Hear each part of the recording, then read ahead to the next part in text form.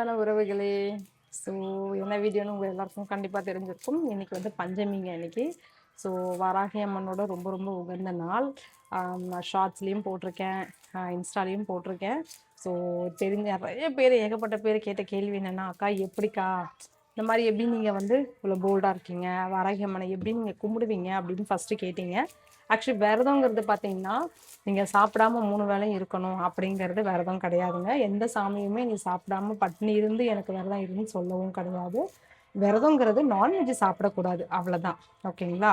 நாங்க வந்து 48 நாளைக்கு நான்வெஜ்ஜே சாப்பிட மாட்டோம். நான்வெஜ் சாப்பிடாம விரதம் இருப்போம். அதுதான் வந்து பஞ்சமி, அதாவது வந்து வராகி அம்மனோட ரொம்ப ஸ்பெஷல். ஓகேங்களா? அடுத்தது வந்து நான் பிரம்ம முகூர்த்தம் அப்படிங்கிறது எதுக்காக அப்படின்னா, காலையில் நைட்டெல்லாம் வந்து பார்த்தீங்கன்னா, அம்மன் நமக்கு காவல் தெய்வம். ஸோ எல்லா இடத்துலையும் நமக்காக பாதுகாப்பாக இருந்துட்டு வருவாங்க. அந்த ஒரு காலை அந்த ஒரு பிரம்ம முகூர்த்தத்துல தான் வந்து அதுக்கப்புறம் தான் பிரம்ம முகூர்த்தம் தூங்குவாங்க அப்படின்னு ஆக்சுவலி எனக்கு தெரிஞ்சதை நான் சொல்றேங்க. எனக்கு ப்ராப்பரா எனக்கு தெரியல. எனக்கு தெரிஞ்ச விஷயத்த நான் கன்வே பண்றேன். பட் இதுல பாதி உண்மைகள் இருக்கலாம், பாதியில தெரியாம அவங்க ஏதாவது சொல்லியிருந்திருக்கலாம். அந்த மாதிரி ஸோ பிரம்ம முகூர்த்தத்துல தான் வந்து அம்மா வந்து தூங்குவாங்க. அதுக்கப்புறம் தான் தூங்குவாங்கன்னு சொல்லுவாங்க. அதனால அதுக்கு முன்னாடியே பாத்தீங்கன்னா அம்மா வந்து முழிச்சுட்டு இருப்பாங்க. அந்த டைம்ல வந்து நம்ம சாமி கும்பிட்டோம்னா கண்டிப்பா நடக்கும் அப்படிங்கிறது அந்த பிரம்ம முகூர்த்தம்னு சொல்லுவாங்க. 2வது பார்த்தீங்கன்னா, பிரம்ம முகூர்த்தத்துல நம்ம சாமி கும்பிட்டா எல்லாமே நடக்கும்னு சொல்லுவாங்க. அதாவது நம்ம வந்து என்னைக்கும் சாமிகிட்ட வந்து ரூல்ஸ் போடக்கூடாது. சொல்லுவாங்கல்ல, கட்டளை போடக்கூடாது. எனக்கு இது வேணும், இத பண்ணித்தாங்க அப்படிலாம் வேண்டக்கூடாது. உனக்கு இது நல்லதா? எனக்கு இது பண்ணலாமா? அப்ப நீ அத பண்ணி குடு. அப்படின்னு நம்ம வேண்டணும் நம்ம சாமிகிட்ட. எப்பவுமே அதுதாங்க. எனக்கு இது வேணும், அது வேணும் அப்படின்லாம் சொல்றத விட ரைட் ஆயிடுச்சு. அந்த மாதிரி சொல்றத விட வந்து இந்த மாதிரி தான் வேணும்னு சொல்லுவாங்க ஆக்சுவலா சாமி கிட்ட வந்து. அந்த மாதிரி தான் வேணும்னு சொல்லுவாங்க. நான் அப்படிதான் சாமி கிட்ட வேண்டுவாங்க. நான் எப்பவுமே வந்து சாமி கிட்ட வேண்டும் போது பாத்தீங்கன்னா, எனக்கு இது வேணும், அது வேணும், நான் இதை பண்ணணும், அதை பண்ணணும் அப்படிலாம் நான் வேண்ட மாட்டேங்க. நான் சாமி கிட்ட வேண்டியது வந்து எனக்கு எது நல்லதோ அதை பண்ணும். என் தலையில என்ன எழுதியிருக்கோ அதை செய். அப்படிதான் நான் வேண்டுவேன் சாமி கிட்ட எப்பவுமே. எனக்கு இது வேணும், இதை பண்ணியே ஆகணும் அப்படிங்கிறதெல்லாம் கிடையாது. எனக்கு இது பண்ணா நல்லா இருக்குமா, நான் நல்லா இருப்பேனா, எனக்கு என்ன பண்ணா தோணுதோ அதை நீங்க பண்ணுங்க. என்னை வந்து அதாவது விதை விதை விதைச்சவனுக்கு அறுவடை பண்ண தெரியும்னு சொல்லுவாங்களா, அந்த மாதிரி தான் என்னை வந்து உருவாக்கிட்டேன். நான் எவ்வளவோ கஷ்டப்பட்டுட்டேன். பட் என் கஷ்டத்தெல்லாம் நான் பெருசாக வெளியே சொல்லி இதெல்லாம் கிடையாது. எனக்கு என்ன நடக்கணும்னு இருக்கோ அது நடக்கட்டும், நீங்கள் பார்த்துக்கோங்க அப்படிங்கிறது தான். நான் கரெக்டாக பார்த்தீங்கன்னா என்னோட எனக்கு இந்த வராகியம்மன் எப்படி தெரியும் அப்படின்னு பார்த்தீங்கன்னா, என்னோட பாஸ்ட் லைஃப்பில் நிறைய பிரச்சனை, நிறைய ஏமாந்துட்டு இருந்தேன். எப்படி சொல்கிறது, அவங்கக்கிட்ட வந்து நிறைய ஏமாந்துட்டு இருந்தேன். என்னை நிறைய வந்து என்னை யூஸ் பண்ணிட்டு இருந்தாங்க.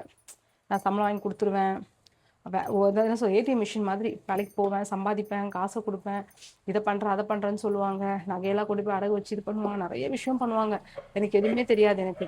ஏன்னா எனக்கு அப்போல்லாம் பார்த்தீங்கன்னா வெளி உலகமே தெரியாத ஒரு பொண்ணு நான்.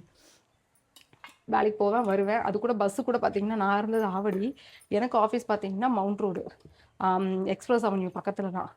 இங்கேருந்து கிளம்புவேன், ஆஃபீஸ்க்கு போகிறதுக்கு வழி தெரியும், அங்கேருந்து வருவேன், அங்கேருந்து பஸ் ஏறி வர தெரியும், அவ்வளோதான். அதுவும் பார்த்தீங்கன்னா வீட்டில் இருப்பாங்க. ஆனால் எனக்கு வீக் ஃபுல்லாக வேலை தான். மாதத்துக்கு ஒரு நாள் தான் எனக்கு லீவே இருக்கும். மாதம் ஃபுல்லாக எனக்கு வேலை தான், லீவே இருக்காது எனக்கு. அந்த மாதம் ஃபுல்லாக வேலையிலையும் வாரத்துக்கு ஒரு வாட்டி பாப்பாவை ஞாயிற்றுக்கிழமை நான் கூட்டிகிட்டு போயிடுவேன்.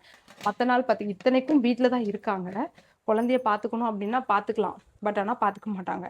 குழந்தைய பார்த்துக்காம நான் டேக் கேர் சென்டரில் குழந்தைய விட்டுட்டு நான் வேலைக்கு போவேன். நான் காலையில் கொண்டு போய் குழந்தைய டேக் கேர் சென்டரில் விட்டுட்டு அதுக்கப்புறம் நான் வேலைக்கு போயிட்டு வேலையை முடிச்சுட்டு சாயங்காலம் வந்து கூப்பிட்டு வருவேன். சனி ஞாயிறு பார்த்தீங்கன்னா டேக் கேர் சென்டர் லீவு. அந்த டைமில் என்ன பண்ணுவேன்னா ஞாயிற்றுக்கிழமை நான் ஏன் கூட கூப்பிட்டு போயிடுவேன் ஆஃபீஸ்க்கு. காலையில் கிளம்பி ஆஃபீஸ்க்கு போயிட்டு காலையில் பாப்பாவை இங்கேருந்து, குழந்தை ரொம்ப சின்ன பிள்ளை, தூக்கிட்டு போவேன். பட் ஆனால் எனக்கு அந்த ஆஃபீஸில் விஜயண்ணா அவங்களே எனக்கு அப்புறம் எனக்கு ஃப்ரெண்ட்ஸு குழந்தையிலேருந்து, பாப்பா குழந்தையிலேருந்து. ஸோ விஜயண்ணா அபி இவங்கள தான் கூட்டிகிட்டு போயிடுவேன். எனக்குன்னு சொல்லி தனியாக ஒரு கேபின் கொடுத்துருவாங்க. நீ இங்கே உட்காரு, பாப்பா வச்சிருக்கிற, அதனால அங்கே வந்தால் பாப்பா சத்தம் போடுவா, நீ இங்கேயே உட்காந்துக்கோ அப்படின்னு சொல்லுவாங்க. ஸோ அப்படி பார்த்துக்கிட்டு அப்படி தான் இருந்தேன். அப்போ கூட நான் ஏமாறுறேனா இல்லையா எனக்கு எதுவுமே தெரியாது. எனக்கு ஓகே ஏதோ ஒன்று இருக்கிறோம் அப்படின்ட்டு. ஆனால் என்னோட பிரச்சனைகளை என் கூட ஒர்க் பண்ணுறவங்க யார்கிட்டையுமே நான் ஷேர் பண்ண மாட்டேன். எனக்கு இந்த மாதிரி பிரச்சனை இருக்கு எனக்கு. ஏன்னா நம்ம கூட அண்ணா தம்பி அப்படின்னு பழகுறவங்க கூட நமக்கு ஒரு பிரச்சனை இருக்கு அப்படின்னா நம்மளை எப்படி யூஸ் பண்ணிப்பாங்கன்னு தெரியாது. ஸோ இதெல்லாம் எனக்கு ஒரு பயம் இருந்தது. பட் அதுக்காக அவங்க கெட்டவங்கன்னு சொல்ல நல்லவங்க. பட் எனக்கு அது ஒரு பயம் இருந்ததுனால நான் பெருசா வந்து என்னோட ப்ராப்ளத்தை நான் எக்ஸ்போஸ் பண்ணிக்கவே மாட்டேன் நான். ஆனா யாருக்குமே தெரியாது. ஏன் நான் வந்து ஒரு சிங்கிள் பேரண்டா ஆனதுக்கு அப்புறம் கூட என்னோட ஆஃபீஸ் கோலிக்கு யாருக்குமே தெரியாது நான் தனியா தான் இருக்கேன்னு சொல்லிட்டு. 6 மணி ஆயிடுச்சுன்னா போதும், ஐயோ டைம் ஆயிடுச்சு, எங்க வீட்டுக்காரர் திட்டுவாரு, சீக்கிரமா போகணும் சீக்கிரமா போகணும், நான் கிளம்புறேன் குழந்தை வர இருக்கு நான் கிளம்புறேன், அப்படிதான் நான் சொல்லுவேன். ஐயோ இல்ல நான் தனியா இருக்கேன், குழந்தை தனியா இருக்கு திட்டுவா, அப்படி சொல்லவே மாட்டேன் நான். ஐயோ குழந்தை தனியா இருக்கு, எங்க வீட்டுக்காரர் திட்டுவாரு, மணி ஆயிடுச்சுன்னா கத்துவாரு அப்படின்னு போய் சொல்லுவேன். அப்படிதான் போய் சொல்லுவேன். அதனால யாருக்குமே தெரியாது எனக்கு இவ்வளோ ப்ராப்ளம் இருக்கு அப்படிங்கிறதே தெரியாது. பட் ஒரு ஒரு கொஞ்ச நாள் கழிச்சு தான், நான் தனியாக ஆனதுக்கு அப்புறம் தான் எல்லாருக்கும் தெரிய வந்தது. அப்போதான் வந்து என் கூட வந்து ஒருத்தவங்க இருந்தாங்க. யாருன்னா வந்து ஒரு ஒரு அக்கா இருந்தாங்க. அந்த அக்கா தான் சொன்னாங்க, நீ வந்து சாமி கும்பிடு, நல்லா விரதம் இரு, தலையில உனக்குன்னு ஆண்டவன் என்ன எழுதியிருக்கான்னு தெரியல அப்படிங்கும் போதுதான் நான் வந்து ஒரு பூசாரி நம்பர் தரேன், நீ அவங்க கிட்ட கேளு, இந்த மாதிரி எனக்கு பிரச்சனையா இருக்கு என்ன பண்ணலாம்னு கேளுன்னு சொன்னாங்க. சரி ஓகேக்கா நான் பேசுறேன் அப்படின்னு சொல்லிட்டு அப்பதான் ஃபர்ஸ்ட் டைம் நான் வந்து அந்த பூசாரி கிட்ட ஃபோன் பண்ணி நான் பேசுறேன். என்னன்னு பேசினேன்னா, இந்த மாதிரி எனக்கு வந்து ஏகப்பட்ட பிரச்சனை இருக்கு, எனக்கு என்னன்னே தெரியல, ஏகப்பட்ட ப்ராப்ளம், பட் நான் எல்லாத்தையும் நான் ஃபேஸ் பண்ணிட்டேன். ஆனால் இப்போ இருக்கிற ப்ராப்ளம்ல என்னால் ஃபேஸ் பண்ணவே முடிய மாட்டேங்குது, ரொம்ப கஷ்டமா இருக்கு. குழந்தையும் வந்து சரியா அவர்கிட்ட பேச மாட்டேங்கிறா, அவர்கிட்ட பார்க்க மாட்டேங்கிறா, அதுவே எனக்கு ரொம்ப கஷ்டமா இருக்குன்னு சொன்னதுக்கு அப்புறம் தான் அவங்க சில விஷயம் சொன்னாங்க.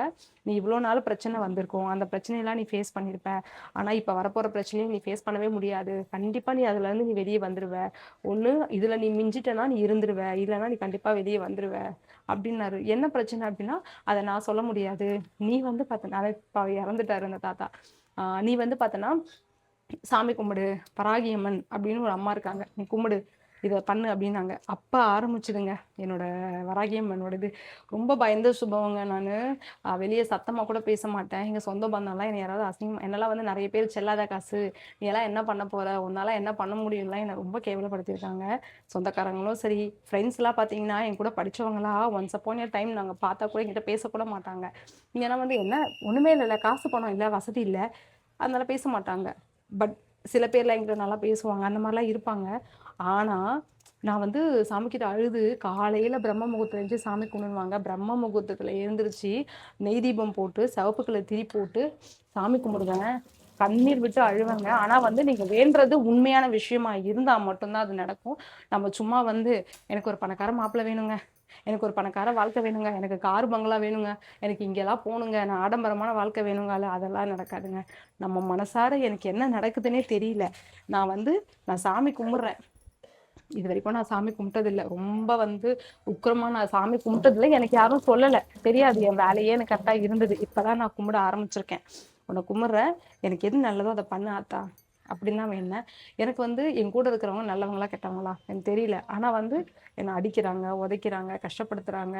என்னை சந்தேகப்பட்டது கிடையாது, ஏன்னா நான் சந்தேகப்படுற அளவுக்கு நான் நடந்ததும் கிடையாது, அந்த சந்தேகப்பட மாட்டாங்க. அதுல வந்து நான் என்னைக்குமே பாராட்டுவேன், சந்தேகமே என்னை படத்துக்கான ஒரு ஆப்ஷன் கூட அங்க கிடையவே கிடையாது. ஆனா வந்து குடிக்கிறாங்க, வேலை வெட்டிக்கு போகல, என்னை ரொம்ப காயப்படுத்துறாங்க, நான் என்ன பண்ணணும், இந்த வாழ்க்கை இருந்தா என் பொண்ணுக்கு நல்லா இருக்குமா நல்லா இருக்காதா நீ சொல்லு அப்படின்னு தான் நான் வேண்ட ஆரம்பிச்சேன். அதுக்கப்புறகுதான் பாத்தீங்கன்னா வந்து சாமி கும்பிட கும்பிட கும்பிட ஒரு ஒரு ஸ்டேஜுக்கு அப்புறகுதான் வந்து அப்போ நான் சாமி கிட்ட வேணுது, எனக்கு வந்து கெட்டவங்கன்னு தெரியும், தெரிஞ்சும் நான் கூட இருக்கேன். ஆனா என் பொண்ணுக்கு இந்த வாழ்க்கை நல்லா இருக்குமா நல்லா இருக்காதா, ஒருவேளை என் பொண்ணுக்கு வந்து இவர் இருக்கிறது என் பொண்ணுக்கு பாதுகாப்பு இல்லை, நாளைக்கு என் பொண்ணு மனசு கஷ்டப்படுவா அப்படின்னா எனக்கு இந்த வாழ்க்கை வேண்டாம், நீ உனக்கு என்ன இது பண்ணிருக்கோ நீ பண்ணு அப்படின்னு சொல்லிட்டு எலுமிச்சம் பழத்தை வந்து வாசல்ல கட்டி விட சொன்னாங்க. கண்டிஸ்ட்ரி ஏதாவது இருந்தா போயிரும்னு சொல்லிட்டு எலுமிச்சம் பழம் கட்டி விட்டு காலையில எழுந்திரிச்சு நெய் தீபம் போட்டு மனசார சாமி கும்பிட்டு அழுவங்க 48 நாள். ஒரு ஒரு நான்வெஜ் எதுவுமே சாப்பிட மாட்டேன், ஒரு நான்வெஜ் கூட சாப்பிட மாட்டேன் நான், முட்டை கூட சாப்பிட மாட்டேன், நல்லா சாமி கும்பிடுவேன். சாமி கும்பிட்டுட்டு 48 நாள் விரதம் இருந்து அந்த சில பேர் கேட்டீங்க அக்கா பீரியட்ஸ் இருந்தா எப்படி கண்டிப்பா, நானும் பாப்பாவும் அப்ப இருந்தே கும்பிட ஆரம்பிச்சிட்டா. பாப்பா கிட்ட நான் சொன்னேன், பாப்பா நீ ரொம்ப ஏதோ மனசு கஷ்டத்துல இருக்கிற மாதிரி இருக்கு, அது எனக்கு தெரியல, ஒருவேளை அது உண்மையா இருந்ததுன்னா நம்ம 2 பேரும் சேர்ந்து சாமி கும்பிடலாம் தங்கம், கண்டிப்பா வந்து நமக்கு எது நல்லதோ அது நடக்கும் சாமி அப்படின்னு நான் பாப்பா கிட்ட சொன்னேன். பட் பாப்பாட்ட விஷயத்த சொல்லல. ஆனா அது வரைக்கும் பாத்தீங்கன்னா வீட்டுக்குள்ள நடக்கிற பிரச்சனை எனக்கு எதுவுமே தெரியாது, பாப்பா என்கிட்ட மறைச்சிட்டு. ஆக்சுவலா ஒரு பாப்பா ஒரு விஷயத்த பார்த்ததுக்கு அப்புறம்தான் எங்களுக்கு இந்த பாஸ்ட் லைஃப் எனக்கு வேணாம் நான் வெளியே வந்தது. அது வரைக்கும் என் குழந்தை என்கிட்ட சொல்லவே இல்லைங்க. அந்த சாமி கும்பிட ஆரம்பிச்சு இப்ப உடம்பு சிலுக்குது. சாமி கும்பிட ஆரம்பிச்சு அந்த ஒரு ஒரு ஒரு 1 வாரம் 2 வாரம் இருக்கும். 1 வாரம் தான் இருக்கும். 1 வாரத்துல பார்த்தீங்கன்னா, குழந்தைங்க பாப்பா அப்பலாம் வந்து 3வது தான் படிக்கிறா.